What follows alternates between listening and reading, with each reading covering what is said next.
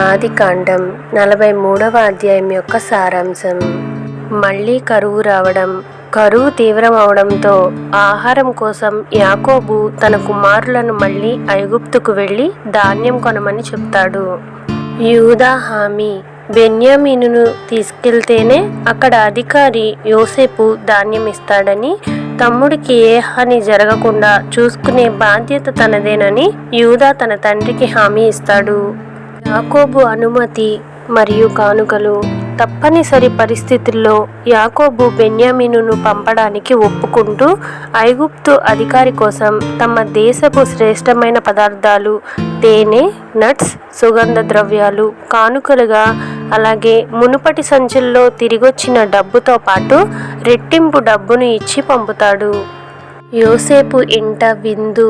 సోదరులు ఐగుప్తుకు చేరుకోగానే యోసేపు వారిని చూసి తన గృహ నిర్వాహకుని ద్వారా వారికి విందు ఏర్పాటు చేస్తాడు. భయం మరియు సందేహ నివృత్తి.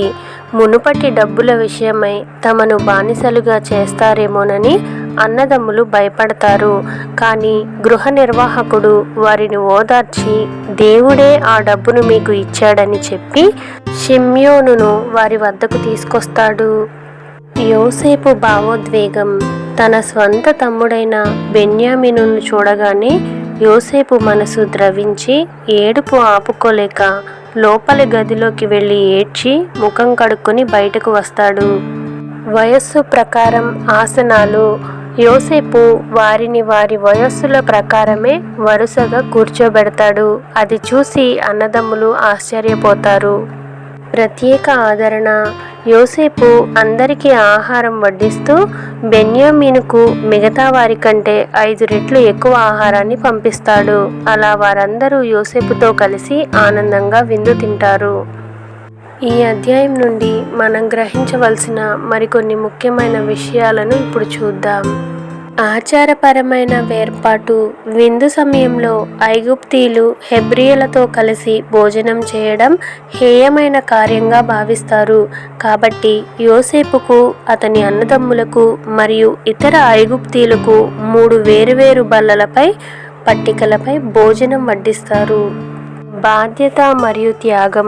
కుటుంబం కోసం యూదా ముందుకు వచ్చి హామీ నిలబెట్టుకోవడమే కాకుండా స్వయంగా బాధ్యతను స్వీకరిస్తాడు. దేవుని ప్రణాళికపై నమ్మకం.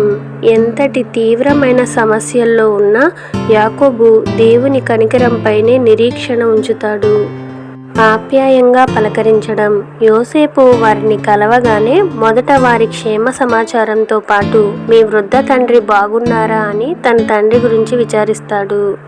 క్షమాగుణం మరియు ప్రేమ. యోసేపు తన అన్నలపై పగ సాధించకుండా ఆప్యాయంగా చేరదీసి ప్రేమతో విందు ఏర్పాటు చేస్తాడు. అధ్యాయం యొక్క ముగింపు. దేవుని హస్తం.